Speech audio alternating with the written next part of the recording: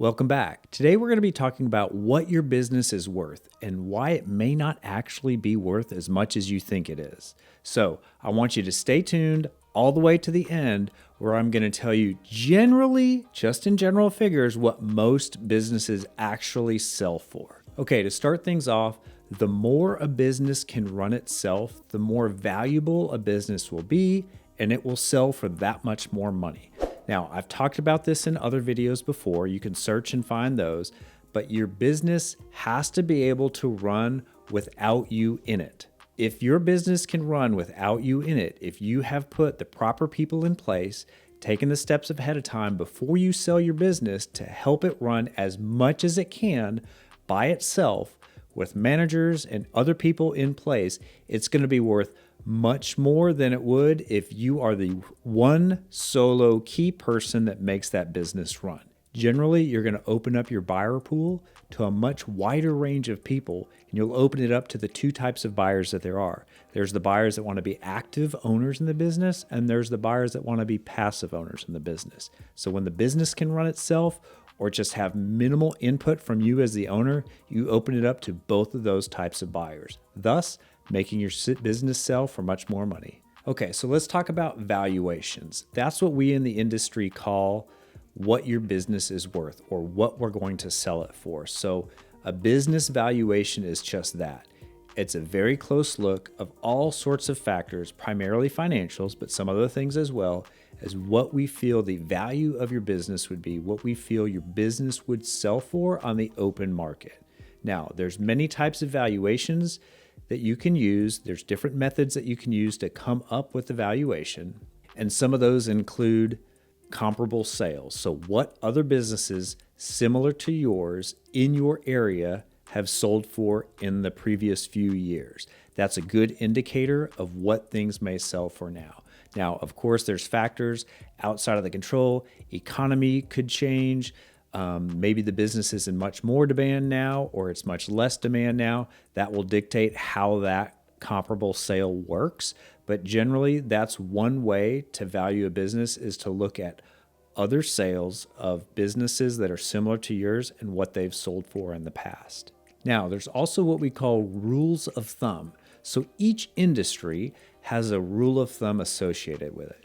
We have some research method and we have some databases available to us as business brokers where we can look at certain industries, certain niches that your business is in to figure out what a rule of thumb for what it would sell for. A lot of times that's going to be a multiple of some sort of figure in your business. Most of the time, it's what we call seller's discretionary earnings. I can do a whole video on that, and I actually will. But for now, SDE is what we refer to seller's discretionary earnings at. So rules of thumb means that a retail business will have a different rule of thumb or a different multiple of what that sells for than, let's say, an oil change business or a window washing business. A grocery store will sell for a different multiple than a restaurant. So all of these things, depending on the industry, location, size, net revenue, gross revenue, all of these things, that's going to affect what the multiple is and what's used to determine the value of your business.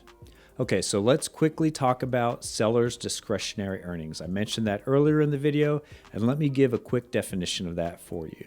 So generally, it's how much your business made before interest and taxes are taken out of that figure. Then you're going to add in some things like how much you pay yourself and other things that we call add backs that would show the true profitability of your business. So these can be things like company cars that are being charged to your company that really aren't true 100% business related, vacations that might have been charged to the business that really weren't a true business expense. Maybe you have somebody on the payroll that's a family member, but they're not actually working every day. Maybe you're paying your son or your daughter or Aunt Susie, cousin Larry. You're paying them through whatever circumstances. They used to work for you, they don't anymore, or you just have them on the payroll. Maybe you're covering their medical insurance for them, something like that. Anybody that's not a true employee that's actually participating in like the financial success of the business itself, you're going to put that money back into those sellers' discretionary earnings, because that gives a true picture of how profitable the business is, how much the business makes, to a new owner that wouldn't put their cousin or their uncle or another family member on the payroll. So it's important to get that money, what we would call, back. We're going to add that money back. Now, there's also one-time large expenses that we would do as an add back as well. So maybe you're a machine shop and you had to purchase a $250,000 machine, or you had to repair a $90,000 truck that you used for your business. And that's just a one-time repair. It's not a recurring expense, or it was a growth expense. A new owner wouldn't expect to pay that for the next 10 or 15 years, even 5 years. It's just a one-time large expense. That would also be considered an add back as well. So don't get scared when I talk about a multiple of sellers' discretionary earnings. It's not just how much you pay yourself. It is something that it's a larger figure than how much you take home as the business owner. It includes a whole lot of things that will generally be added back into the value of your business that give a new owner a really true picture of what the actual business makes, how profitable it is, maybe how profitable it isn't. But it will give the new owner a good, solid figure to look at and know what they're getting into. Now, when we do those add backs and we start to play with those financial figures that you have, ideally from the last 3 years, we do what's called recasting. So business brokers in the industry, we call that process recasting, where we look closely at your financials, we do those add backs, we figure out what your gross margins are, we figure out what your net revenue is, we figure out what your gross expenses are, we figure out all these things, we put them together, we value things, and we recast them. So we recast your earnings because, for example, on your taxes, what your taxes say your business made that year may not be an actual representation of what your business actually did make that year, because of all those things that I discussed earlier, because of all the one-time expenses you may have had, or the payroll, the extra payroll that you have when you're really not employing some of those people, those types of things. So there's a good difference between what your taxes actually say you make and what your business is actually bringing in for a new owner. Okay, so I've been talking about a multiple, right? A multiple maybe of your seller's discretionary earnings. Maybe you're in a different industry and it's a multiple of something else, some other financial figure that is more representative of what a buyer would want to see before they make the investment in your business. So what affects this multiple? Many things are going to affect this multiple. It can be the industry that you're in. Some industries get higher multiples than others. A tech industry multiple is going to be significantly higher than, let's say, a multiple for a local restaurant. Another thing that's going to affect the value of your business is going to be the length of time that you've actually been in business. So a business that has been in business for 20, 30, 40, 50 years, all profitable years, has a long-standing good relationship with the community, that's going to be what is considered a less risk than maybe a business that just opened a year or 2 or 3 ago and doesn't really have solid financials, in the sense that maybe the first year they lost $25,000, second year they made $50,000, third year they made $55,000. Those are risky things for buyers to look at, as opposed to a business that has been in business for many years. So the lower the risk, the more somebody's going to be willing to buy your business for. Okay, the size of your business is going to matter as well. Are you a one employee business? Maybe you're the only employee of the business, or you're the only service provider of the business. Maybe there's 14 people. Maybe you employ 70, or maybe you employ 150 people. The size of your business is going to be determined what it's worth. And it will determine on each specific buyer whether that weighs for you or against you. Some may only want to purchase a small business. Some are only interested in large businesses. So that's going to affect the value of your business as well. Your profitability, that's going to affect the business. Are you a highly profitable business, or are you just scraping by? the risk that is associated with a business, and that could be risk in the length of time that you've been in business. We've already discussed that. It could be the risk of your industry. Are you in a highly volatile industry, or are you in an industry that's pretty stable? So if you're in a tech industry, that's generally going to be considered volatile. Or are you in a more stable industry, something that has been around for a while? People are always going to need that product. People are always going to need to buy that product locally because just somehow it can't be shipped through the internet, or it's not an item sold at Walmart, or it's a local service provider. You're a heating and air conditioning contractor. You're an electrician. You're a plumber. You're some sort of other service provider that people need. No matter what the economy is doing, people still need certain things done at their houses, at their businesses. They still need to purchase certain items. That's going to be a much lower risk industry than a higher risk industry like a tech company or a product that could be easily replicated and sold elsewhere. Okay, another thing is, how niche is your business? So you've probably heard the saying, the riches are in the niches, and that is very true. But it also narrows down your pool of buyers. So let's just use a restaurant, for example.